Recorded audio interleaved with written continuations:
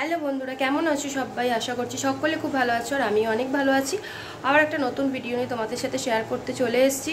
তা হচ্ছে রান্নার ভিডিও, নতুনত্ব একটা ভিডিও। আর সেটা হচ্ছে রাতে বানাচ্ছি ডিনারে। তো চলো সেই ভিডিওটাই আর কি তোমাদের সাথে একটু চটপট শেয়ার করে নিই। যেহেতু আমি রান্না করতে করতে ভিডিও করতে পারবো না, সেই জন্য কী বানাচ্ছি সেটাই তোমাদেরকে একটুখানি শেয়ার করে নেবো, বা কীভাবে বানাচ্ছি সেই রেসিপিটাও তোমাদের সাথে শেয়ার করে দেবো।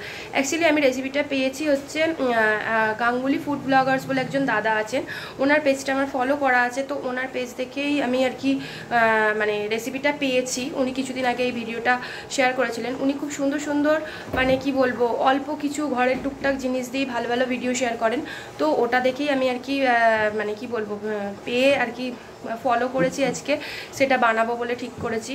তো চলো কি বানাচ্ছি, মানে বেশি কথা না বলে তোমাদেরকে এবার দেখিয়ে দিই কী বানাচ্ছি আর কীভাবে বানাচ্ছি। তো চলো দেখতে থাকো।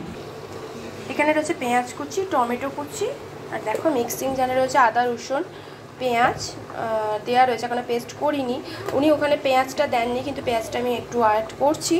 আর উনি শুধু পেঁয়াজ কুচি দিয়ে করেছেন, আর আদা রসুনটা ছিল। আর এখানে হচ্ছে চিংড়ি মাছটা ছাড়ানো মানে পুরো এইভাবে সাদা অংশটা বের করে নিতে হবে। আর এখানে পটলগুলো এইভাবে ফালি ফালি করে কাটা আছে। যেটা হবে সেটা হচ্ছে ওই যে চিংড়ি মাছটা তোমরা দেখলে, ওটা মিক্সিং জারেতে পুরো শুধু চিংড়ি মাছটাকে জল না দিয়ে পেস্ট বানাতে হবে। সেই পেস্টটা একটা আলাদা জায়গায় রেখে দিতে হবে। রেখে দিয়ে কী করতে হবে, এবার আদা রসুনের যেটা আছে কাঁচা লঙ্কা সমেত ওটাকেও পেস্ট করতে হবে, করে তোমার ওটা রেখে দিতে হবে। কি করতে হবে, পটলগুলো দেখলে এরকমভাবে ফালা ফালা করে কেটে নিতে হবে। নিয়ে নুন হলুদ মাখানোই আছে আমার, তেলে হালকা করে লাল লালভাবে ভেজে নিতে হবে। খুব ভালোভাবে ভাজতে হবে না, কিন্তু হালকা হালকা ভাজতে হবে। ভাজার পর কী হবে, একটুখানি সর্ষের তেল নিয়ে নেবো কড়াইতে, নিয়ে তার মধ্যে একটুখানি গোটা গরম মশলা দিয়ে দেবো।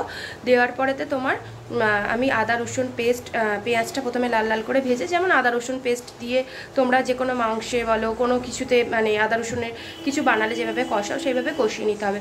কষানোর পরে কিছুটা তেল ছেড়ে দেওয়ার পর ওপর থেকে লাল টমেটোগুলোকে কুচো করে আছে সেগুলোকে দিয়ে দিতে হবে।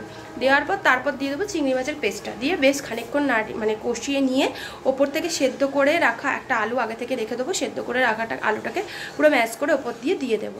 দিয়ে পুরো মানে একভাবে ভালো করে কষিয়ে নিয়ে তারপর পটলগুলো দেখলে ফালা ফালা করা ছিল, ওটা ভাজা করে তো আমি আগেই তুলে রাখবো বললাম তোমাদেরকে, ওটাকে দিয়ে ভালো করে নাড়িয়ে চাড়িয়ে জল দিয়ে ঢাকনা দিয়ে সেদ্ধ করে নেবো। একটু গ্রেভি গ্রেভি হয়ে গেলেই ব্যাস নামিয়ে নেবে গরম মশলা দিয়ে। আমি কোনোদিন খাইনি বা বানাইনি, আজকেই ওনার ভিডিওটা দেখে আমি মানে 2-3 দিন আগে উনি যেহেতু শেয়ার করেছেন, আজকে আমি বানাচ্ছি। জানি না কেমন লাগবে, তো আমার মনে হচ্ছে ভালোই লাগবে। তো তোমরাও খেয়ে দেখতে পারো বা এইভাবে বানিয়ে দেখতে পারো, আশা করছি তোমাদেরও ভালো লাগবে।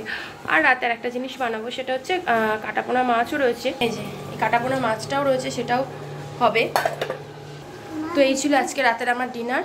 তো অবশ্যই তোমরা জানিও, ভিডিওটা ভালো লাগলে অবশ্যই ভালো লাগলে শেয়ার করে দিও আর লাইক কমেন্ট করে দিও। যারা এখনও পর্যন্ত আমাকে ফলো করোনি তারা প্লিজ ফলো করে দিও, আর যারা ফলো করে দিয়েছো তাদেরকে জানাচ্ছি অসংখ্য ধন্যবাদ। তো আজকের মতো এখানেই ভিডিওটা শেষ করছি। চলো টাটা, গুড নাইট।